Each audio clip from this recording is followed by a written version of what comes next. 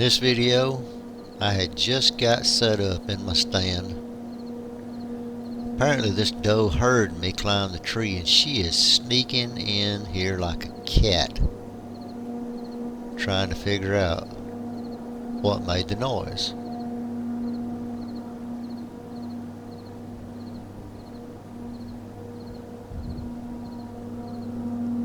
Looked up behind her and she's got a young buck in tow. He's not chasing her, it's early season, they're just walking together feeding. There's an airplane flying over, and I guess the plane got a little bit too low and kind of spooked her. Deer like this, it don't take much to spook when they're already on full alert.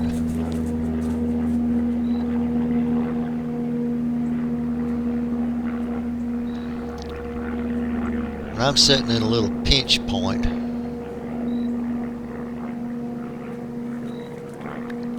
narrows these deer down. If you look right there where that buck was standing, just on the other side of him, it's almost a straight down ledge. And the deer filter around that ledge. And behind me is an opening. So this little thick area that pinches down between an opening and a ledge basically funnels these deer through here. Now it's early in the morning, I got wind kind of coming up. That ledge is going to create a draft going straight up in the air. It never fails. Every time one of them deer snort, I get scared and jump. It'll get you every time.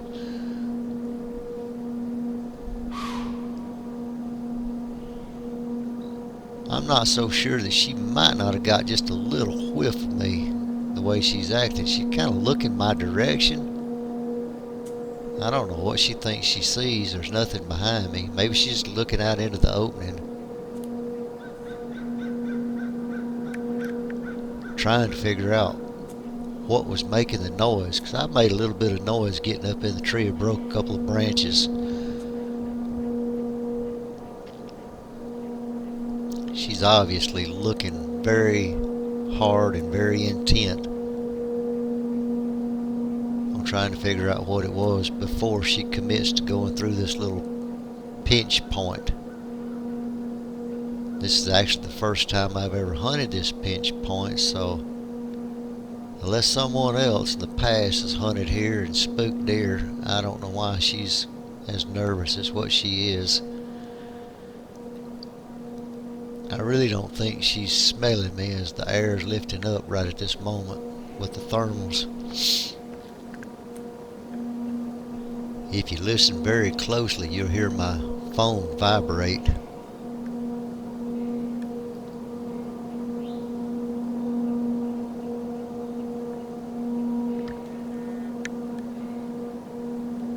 It just vibrated. I don't know if she actually heard that or not, but my son's trying to text me, find out if I got in the tree stand all right.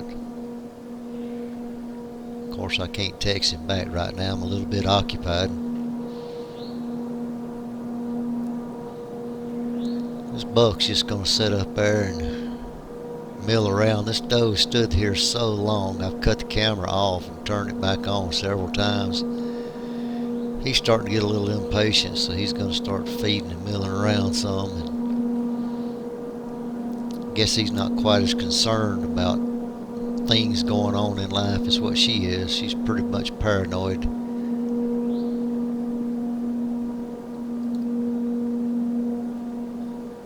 If she only knew death was staring her right above.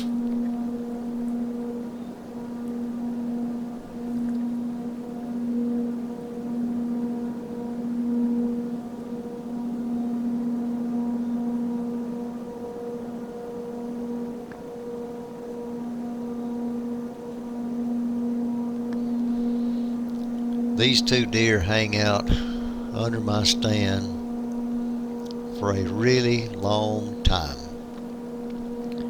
Altogether, it was probably 30 minutes. that they hung around. 30 minutes when you're standing in a tree stand with a deer less than 10 yards from you on full alert, and you have to stand perfectly still, it actually starts making your muscles tense up. You start kind of getting cramps. You want to shift your weight. You very, very slowly try to lean back against the tree without making any noise. Take that weight off your legs and try to get comfortable. I think trying to sit down in this position right here that I'm in would be a little too much movement. She's eventually going to get nervous and just give up on it. She said, I just don't think I'm going to go that way. I'll go back the other direction and not take a chance. That is one smart doe right there. That buck hangs out with her very long. He's going to get a good education.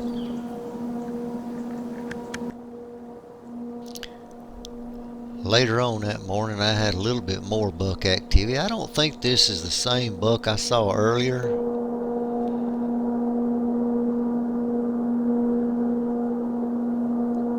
It looks like a different buck to me.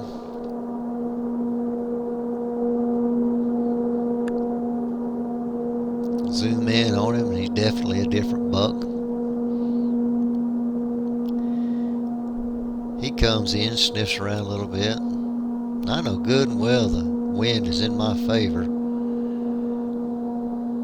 but there is some kind of swirl going on right here that I just can't put my finger on, because these deer act like they're getting a whiff of something. It could be my ground scent. You know, sometimes when you get up in the tree stand, you can drop your cotton or milkweed or whatever kind of wind indicator that you want to use, and it's showing a perfect wind. But what you don't realize sometimes is your ground scent is still down there at their level. You don't know what's going on with the wind down at ground level, and you're 20 foot up in a tree.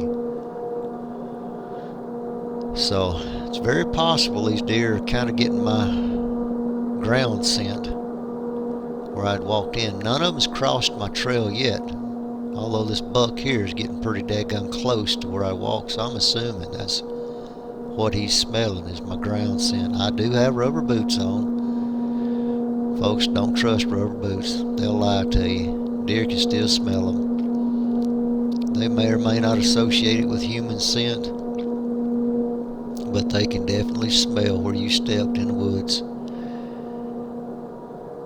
A lot of times I'll try to use a little bit of cover scent on my boot. Not much. Too much will spook them. 1 drop, 2 at the most if it's very cold weather, you know, or wet, damp conditions. Where it's raining really hard, I might use 2 drops. But this little buck, he stood there a long time. Finally, he went on, made his way, and then this good-looking up-and-comer came walking through. Probably a 2.5-year-old deer for Alabama. Maybe even older. Sometimes it's hard to tell how old they are. But it ended up being a pretty good morning.